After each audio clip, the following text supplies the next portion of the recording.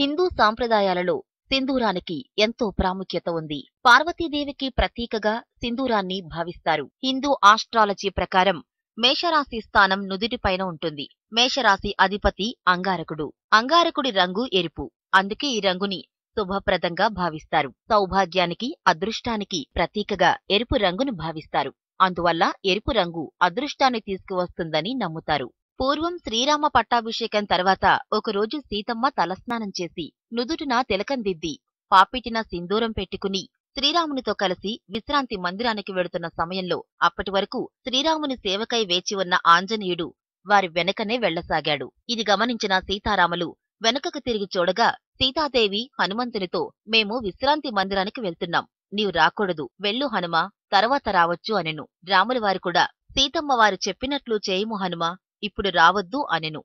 అంతటా ఆంజనేయుడు, "రామా, మిమ్మల్ని సేవించినదే నాకు కునుకు పట్టదు కదా. మీరును సీతమ్మ చెప్పినట్లే పలికెదరేమి? మీరు స్త్రీదాసులైపోతిరేమి రామా" అనగా రాములవారు హనుమంతునితో, "నేను వివాహ సమయమున ఆమె పాపిట చిటికెడు సింధూరం పెట్టితిని. అందుకు కారణంగా ఆమెకు దాసుడనైతిని" అని తెలిపాడు. హనుమంతుడు ఆశ్చర్యంతో, "అమ్మా, మీ నుదుట తిలకముంది కదా, పాపిటిన సింధూరం దేనికి?" అని అడిగాడు.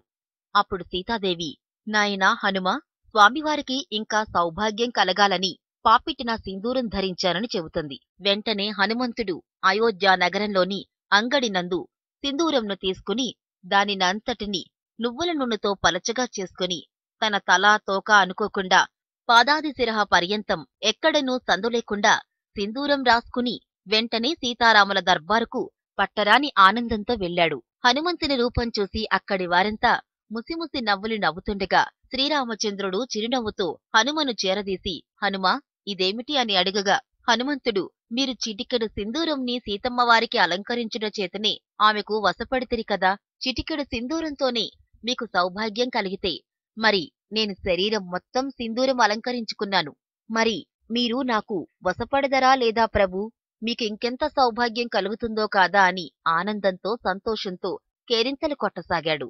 హనుమ పలుకులు విన్న శ్రీరాముడు తన సభలోని వారందరూ వినేలా, "ఆంజనేయ, నీవంటి భక్తుడు ఈ 14 భువనాల్లోనే కాక మరెక్కడా ఉండడు. నీవు ధరించిన ఈ సింధూరాన్ని తిలకంగా ధరించిన వారికి మన అనుగ్రహంతో పాటు అపారమైన సిరి సంపదలు, సుఖ సంతోషాలు కలుగుతాయి.